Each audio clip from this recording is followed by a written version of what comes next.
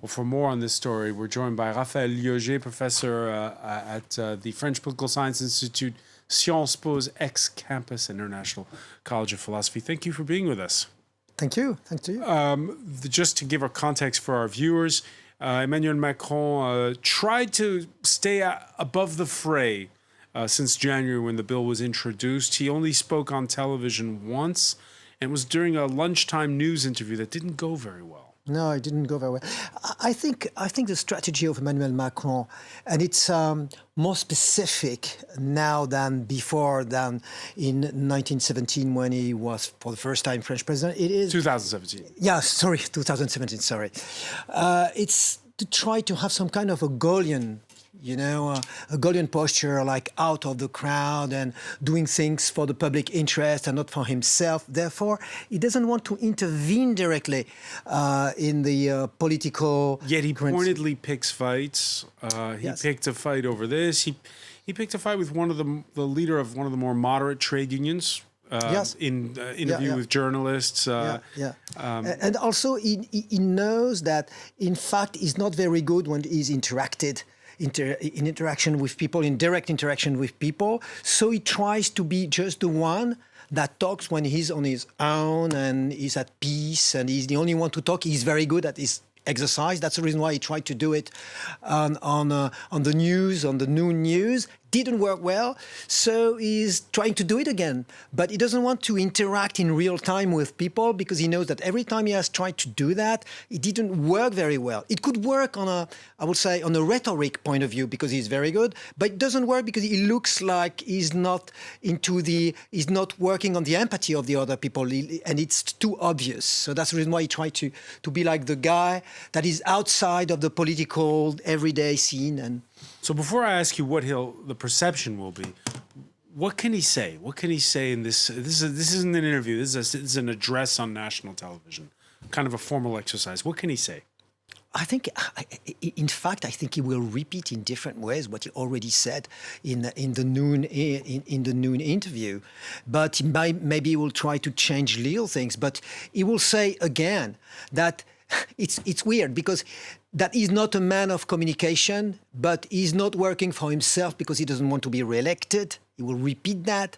And he will say that I think his main message is to be a great politician, a statesman, not only a politician. In fact, you need to be able to be hated in order to enter history, in order to do something for the public good, for the public interest.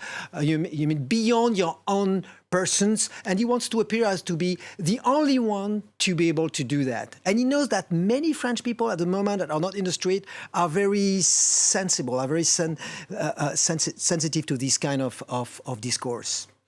Emmanuel Macron had his back against the wall with the Yellow Vests movement. His popularity dipped. Then the movement went on, became violent. He organized these town hall style meetings, and his popularity rebounded slightly, and he was able to limit the damage at European elections and effectively stare down this Yellow Vest movement. Here he's not dealing with a leaderless uprising. He's dealing with the trade unions. He's dealing with the political parties. But is he trying to apply the same method? You know what? I know that it's not obvious and it's not what he said usually, but I think it's much easier now than when he was at with the Yellow Vest. You know what? And you actually said it in a way. It's because he was dealing with the Yellow Vest. He didn't know really what to do because nobody knew exactly what they were asking, what they were fighting against, because you had people coming from the right, people coming from the left. You had people that were more, traditional left people that wanted that wanted more tax and more equality. And on the other side, you had people that said there are too much tax and against immigration and all that. So he had a hard time to see what it was and how to react. But now, because he has the syndicate, because it's very political, it's easier, in fact, for him to appear like a hero that, on a way, respects the law and is not going to be reelected anyway. So I think it's much easier now for him. And I think, you know what? it's not my opinion deeply, but I think he's gonna win, and he's right. You're going against the grain here, Raphaël Liogier, because what I'm hearing from a lot of pundits is, well, he's now going to be distrusted. He's going to be a lame duck president for 4 years. He's not going to be able to pass any more reforms. What you're saying is that time is on his side. I think so. I think it is. I know it's not what I hear usually in the media, actually, but I think it's what he's doing. And he's doing, again, he's doing Gaulian way. The fact that he will look like the guy that is almost ready to leave the power for the good of the people, and he knows that it's good. It's like he wants to look Except like... here's the difference. General de Gaulle, you talked about the Gaulian way. General de Gaulle, who founded the current constitution, he was the leader of Free France during the Second World War. He was an army general. He was a politician. Sure. Emmanuel Macron, first time he runs for office is to be president in 2017, and he's perceived not as a politician or a general, but a technocrat. Yes, but I know he's not the General de Gaulle. What I'm saying is the bet he is going to make now, and I think he's in a good position to win it. I'm not saying that I'm for that and it's great, and I'm not saying that. I'm saying that there are many people here in France that when he says it's not the street that rules, they feel good that he says that. Of course, they are not going to be the people that express themselves, but they are going to be the people that vote. And he wants to look like the good physician. You know what? He said, like, France has a cancer. I'm the good physician. I've been elected, meaning like I've been chosen, like the physician to heal. So now I have a responsibility. And even if it is painful, the guy that has a cancer, let's say it's France, says, oh, it's painful. Stop, stop, stop. He will not stop, but for the good of the patient. And it's the way he wants to look. And I think on a communication point of view, it's not far from working, even if the polls say otherwise. I think he has time, as you said, with him. All right, so if you look at the long game, Yes. is he the big winner? It's what he's Or doing. is it the far right that's the big winner? Because I've seen the poll numbers for Marine Le Pen go way up. Yeah, I think that's very risky, and I think it's what could happen actually. That just Marine Le Pen will be the one to take it all at the end of the day. That's risky.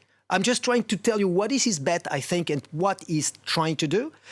But he could miss it, and if in case he does miss it, it will be, I think, Marine Le Pen. It will be like an avenue for Marine Le Pen in the next election, actually. The younger people have been coming out in the streets more in the last month, ever since they railroaded this pension reform bill through Parliament. There's a question of, yes, it's legal, but is it legitimate? What the president did. Has he dealt a blow to French democracy? It's hard to say. The definition of democracy is very changing. I mean, it's a very subjective definition. He has respected the law. I mean, if the 49.3 article exists, that means that you can use it, and other people before him, I think about Michel Rocard, have used it even more. So that's not the question. The question is, so I heard some people say it's legal, but in a way it's not constitutional. I don't know, at first I don't know what they meant by it's not constitutional. But they meant that in the preamble of the Constitution, there is a reference to the human rights and all that. And so it's against, in a way, the human right, equality between people, etc. But this time again, we are coming back to the very subjective definition of democracy. So I don't know. I don't think it's. I think it's still, France is still a democracy when he's doing that, really. All right, we'll be listening to the French president. We'll be speaking in a little over 90 minutes' time. Raphaël Liogier, thank you for being with us. Thanks to you.